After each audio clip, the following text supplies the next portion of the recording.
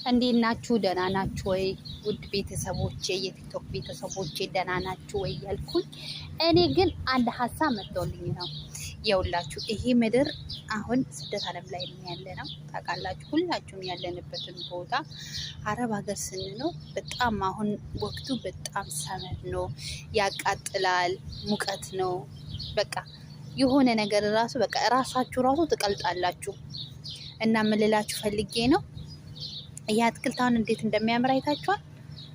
በዚህ በሚያቃጥል ምድር ላይ ይሄ አትክልት እንዴት እንደሚያምር አይታችኋል። ደግሞ ሌላውን አሳያችኋለሁ የደረቀው። እና ምን ልላችሁ ፈልጌ ነው፣ ይሄ አትክልት ማለት ነው በየሰዓቱ ውሃ ይጨመራል። በየሰዓቱ ውሃ እንዲጨመር ይደረጋል። በየሰዓቱ በአውቶማቲክ ጠዋትም ማታም ውሃ እንዲጨመር ያደርጋል። ምክንያቱም እንዳይሞት ማለት ነው። እንዳይሞት ከሞተ በቃ ምንም አየር የላቸውም፣ መተንፈሳቸው። እዚህ አካባቢ ይሄ ዛፍ ባይኖር ሰው መተንፈስ አይችልም። ይሄ ዛፍ ለሰው ጥላ ነው፣ መተንፈስ አይችልም። በቃ ሰው ማለት ነው። ሰው እዚህ አካባቢ አሁን ውሻዎች አሉ፣ እንስሳዎች አሉ፣ ድመቶች አሉ፣ የተለያዩ እባቦች አሉ፣ የተለያዩ እንትን የሚራቡበት ቦታ ነው። እና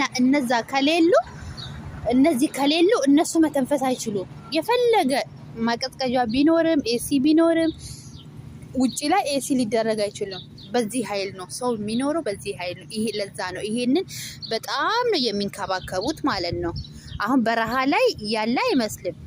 በቃ ልክ አሁን ኢትዮጵያ አገራችን ማለት ነው። ኢትዮጵያ ምንም ያለ ውሃም አይጨመርም፣ ምንም አይጨመርም። ግን በሰዓቱ መሬቷ እራሱ እርጥብ ስለሆነ ይበቅላል።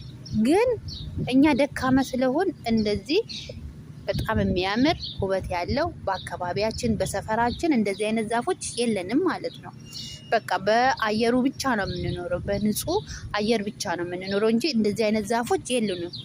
እና ይሄ ዛፍ ለሰው ልጅ ጥላ ነው፣ ለሰው ልጅ ህይወት ነው። አየር ይሰጣቸዋል። በቃ እዚህ ስራ አሁን በጣም ነው፣ አሁን እዚህ ጋር ብቆ በጣም ነው የሚያቀጥለው። ግን አሁን ዛፏ ስር ስላለሁ በቃ ጥሩ አየር እየሰጠኝ ነው። እና መልላችሁ ነው እኛም እንደዚህ ነን ማለት ህይወታችን። እኛ አረብ ሀገር የምንኖር ሴቶች እንደዚህ ነው። በቃ በሰው ሀገር እየቀለጥ እየሰራን እየቀለጥ በቃ እኛ እዚህ እንቀልጣለን፣ ግን ለሌሎች እንኖራለን። አንኖርም አይደለም እንኳን ኖር፣ አንዳንድ ጊዜ ለቤተሰቦቻችን እንኳን ኖር፣ ግን ለራሳችንም ልክ እንደዚህ እንደ አትክልት እንደዚህ እንደ ዛፍ